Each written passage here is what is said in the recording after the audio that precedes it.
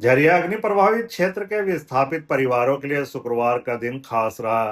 बेलगड़िया पुनर्वास स्थल में नए उप डाकघर का शुभारंभ धनबाद सांसद ढुल्लू महतो और डाक विभाग के प्रमंडलीय अध्यक्ष राजीव रंजन ने संयुक्त रूप से किया।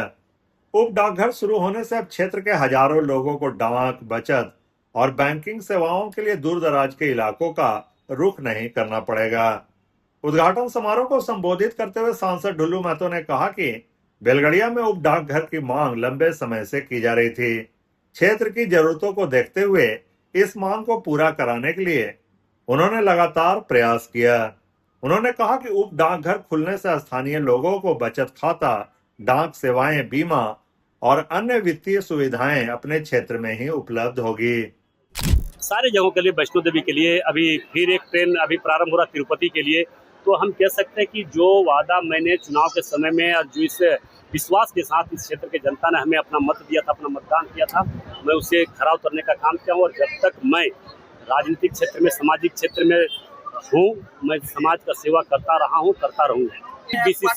बीसीसीएल खास करके जो यहाँ पे सीएमडी आते हैं उनको सुविधा देखना चाहिए। हमारे केंद्र सरकार की ओर से हर सुविधा दी जाती है, मगर यहाँ पे बीसीसीएल के कुछ अधिकारी ऐसे लापरवाह अधिकारी है जिनके चलते काम नहीं हो रहा है, उनके चलते असुविधा का सामना करना पड़ रहा है। मगर मैं आश्वस्त कर रहा हूँ, मैं सांसद बनने के बाद लगातार इस क्षेत्र में मेरा विशेष ध्यान है और जो बेलगड़िया में जो यहाँ के लोगों का असुविधा है उसको सुविधा पहुँचाने का काम है, चाहे पानी हो, बिजली हो, रोड हो, शिक्षा के क्षेत्र में स्कूल हो, स्वास्थ्य के क्षेत्र में स्वास्थ्य केंद्र हो।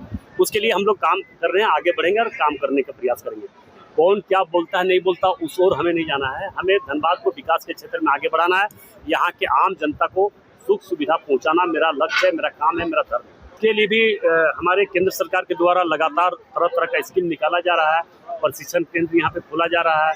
डेवलपमेंट स्कीम के मतलब माध्यम से अभी देख रहे हैं कि यहाँ पे कितने सिलाई सेंटर हो या बकरी पालन हो, चाहे कढ़ाई हो, अगरबत्ती बनाना हो, मोमबत्ती बनाना हो, इस तरह का प्रशिक्षण केंद्र खोला गया है ताकि वहाँ पे प्रशिक्षण लेके यहाँ पे रोजगार की व्यवस्था हो सके। डाक विभाग के प्रमंडलीय अध्यक्ष राजीव रंजन ने कहा कि बेलगड़िया पुनर्वास स्थल में बड़ी संख्या में लोग निवास करते हैं। ऐसे में उप डाकघर की स्थापना क्षेत्र के लोगों के लिए महत्वपूर्ण कदम है। उन्होंने कहा कि इससे डाक सेवाओं के साथ साथ विभिन्न बचत योजनाओं और बैंकिंग सुविधाओं का लाभ भी लोगों तक आसानी से पहुंचेगा। सुकन्या समृद्धि योजना, जिसमें 11 साल से कम उम्र के बच्चियों का खाता खोला जाता है, जिसमें प्रति माह या साल में अधिकतम 1 लाख 1.5 लाख रुपया उसमें जमा किया जा सकता है।